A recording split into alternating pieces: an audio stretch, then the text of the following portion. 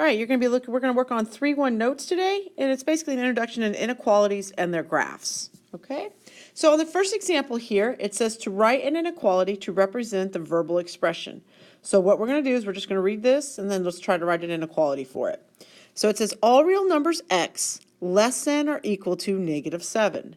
So if we're looking at this guy right here, okay, all real numbers where x is less than or equal to -7, you're just going to write down all real numbers just means say x or put a variable in there, okay? So don't get too caught up on this all real numbers part, okay?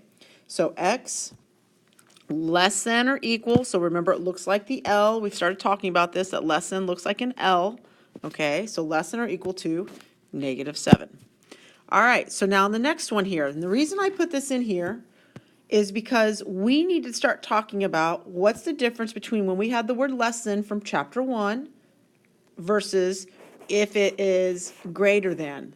Like, how do we know if we put an inequality symbol here or here? And there's one key word that tells us where the inequality should go, and that's the word is. And I understand that is means equals, but it's also implying that that's where you would put an inequality symbol. So since on this case here, less than, there's no is, this is actually just telling you subtraction, okay? So it's saying 6 less than a number k or k. Now remember, less than means change the order or flip-flop the other order, okay? So on this, we're going to have k minus 6 is greater than 13, okay? So again, the inequality goes when you see that is, okay? So let's look at C. The sum of, so sum means addition, right, with parentheses, t and 7. Is less than -3. So there's that is showing up. So this right here is where your inequality would go because that word is shows up. Now, in this case, we can put parentheses and put t plus 7, or you can just put t plus 7. Okay, same thing.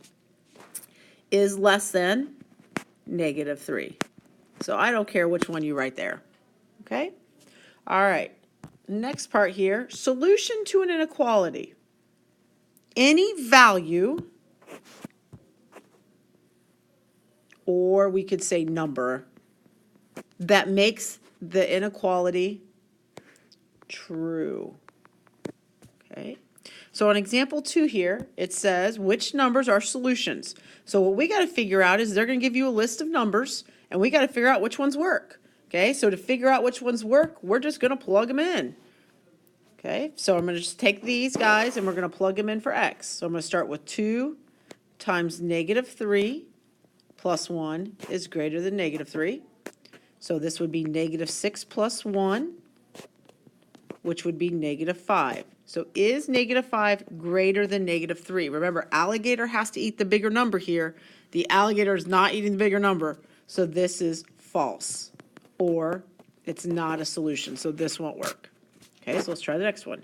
2 times -1 plus 1 is greater than -3. So -2 plus 1 or -1 is greater than -3. So in this case, this is a true statement. -1 is closer to 0. So this is a true statement. So this is an answer. Now, when they give you set brackets, so they're going to give you all your options in set bracket form, that's how we're going to finish it. So if they give it to you in set bracket, finish it in set bracket down here.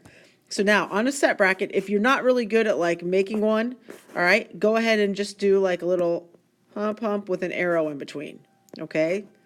So then which one worked? So I'm going to kind of put it off here off the side. -1 worked, and close it up. That's a terrible one, but you get the idea. All right. Okay, so now in example 2a, how is the solution related to the equation 2x plus 1 equals -3 related to the solution of the inequality, and how would they be different? Okay, so main thing here I want you to get out of this, okay, is that when you have an equation like this, okay, so when you have an equation, this is going to give you one solution only. That's all there is, okay, one solution. If you have an inequality, so if I just change it over to like -3 here, less than -3, this guy is telling you there's going to be lots of solutions. In fact, infinitely many solutions probably. Okay, so if it has an equal sign, you only get one solution, all right? Equal sign, one solution. But if you have an inequality, chances are there's going to be a lot of solutions. Now, in this case, we just were given two to pick out, all right? So we were only given two numbers to pick out, so we have to use those numbers, all right? So we plugged them in, and this was the only one that worked. So in this case, yeah, there's only one number that worked out of the two. However, if I were to solve this inequality, I would actually find that there's tons and tons of options here that would work. All right, so let's try it again. We're going to take -1 and let's plug in -1. So we get 13 minus 7 times -1 is less than or equal to -3. So we end up with 13 plus 7, which is 20. So is 20 less than or equal to -3? No, it is not. So that guy's out. Okay, let's go to 0. So 13 minus 7 times 0 is less than or equal to -3. So 13 minus 0 is just 13. So is 13 less than or equal to -3? Nope, that doesn't work either. So this guy's out. All right, so let's try 1 now. 13 minus 7 times 1 is less than or equal to -3. So we get 13 minus 7 is 6. So is 6 less than or equal to -3? Nope, that guy's out. All right, let's try the last one here, see if it works. So 13 minus 7 times 3 is less than or equal to -3. So I get 13 minus 21. So we end up with -8. So now is that less than or equal to -3? Yes, it is. All right. So in this case, we know the 3 works. Now, for argument's sake, I want to go ahead and just say, let's try if we put a 5 in real quick. All right, so let's just pretend for a second that there was a 5 there. So then you would do 13 minus 7 times 5 is less than or equal to -3. So 13 minus 35 would be -22. So is that less than or equal to -3? Yes, it is. So it is possible to have more than one answer is my point here. So in this case, the 3 worked and technically the 5 would work. So then you would put a set bracket and you would put 3 and 5. So just whatever answers you get work, you're going to put them down here. There could be one answer, there could be 20 answers, it doesn't matter, but you're just going to write them in your set brackets when you find the ones that work. Okay? All right. Okay, graph on a number line. All right, so this guy right here, this inequality, tells us a lot. It's going to tell us which direction to shade. It is also going to tell us open circle versus closed circle, all right? So if you have less than or greater than, you're going to be putting an open circle, okay? Open circle is not part of the solution, not part of the solution.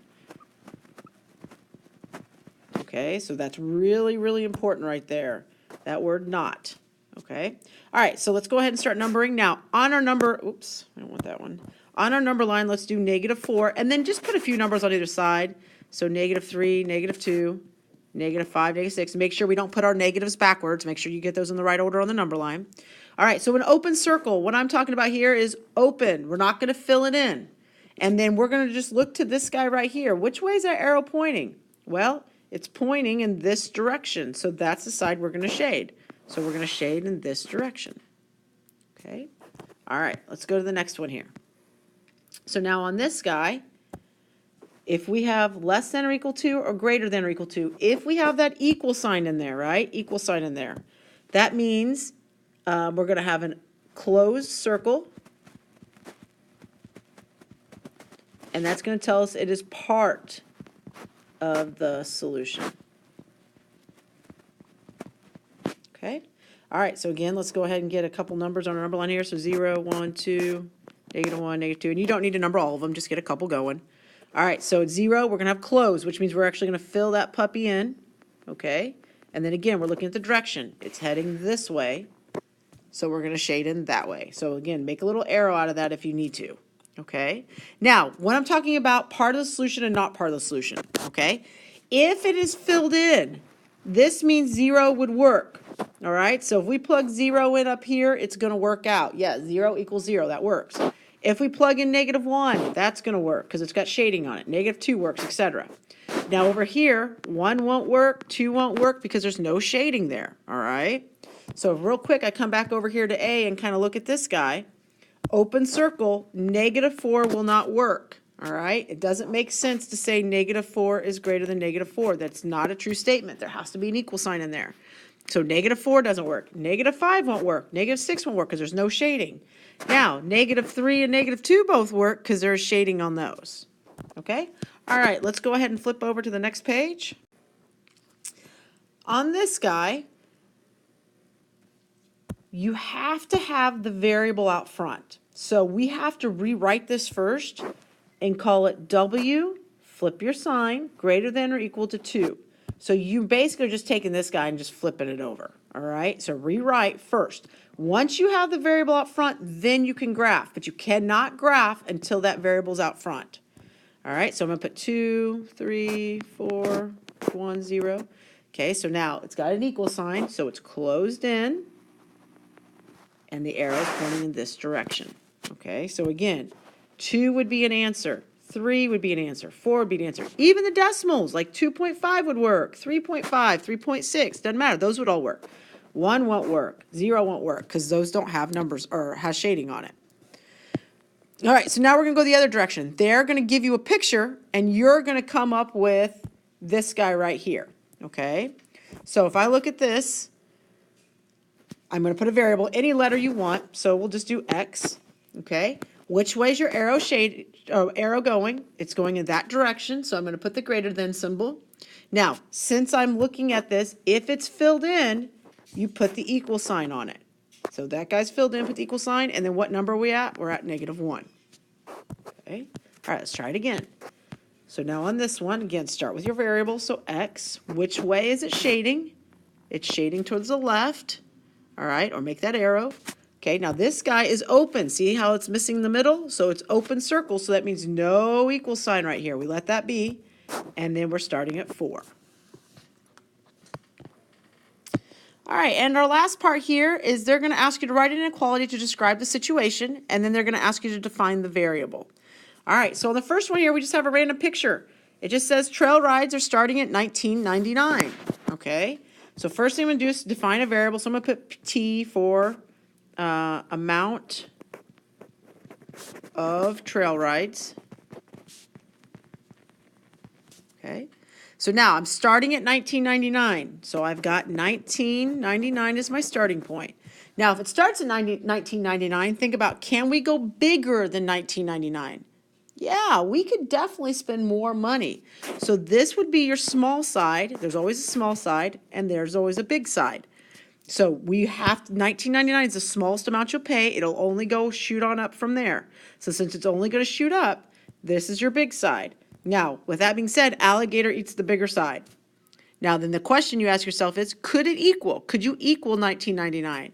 Yeah, I could spend exactly 1999, and that would be my inequality right there. Okay, all right, let's take a look at that again. So this says a restaurant can seat at most 170 people. So I'm going to put S for number of seats or number of people maybe would work there. All right, number of seats. Okay. All right, so I've got S on one side, 172 on the other. It says I can do at most 172. So if that is at most what I can do, this is your, oops, wrong one. This is your biggest number here. At most 172, which means that's the highest number I can have sitting in my restaurant, and then it would go down from there. So if that's your big side, this is your small side. Again, alligator eats the big side. Now in this case, so when I keep saying that, I mean you can like make alligator teeth if you need to. Like literally alligator's eating the bigger number there, just so you know what that meant. Okay? All right, so if looking at that, could I actually have exactly 172 people in my restaurant sitting and eating? Yes. So since I said yes, I can put an equal sign on there. All right, and that's your answer. That concludes lesson 3-1 notes.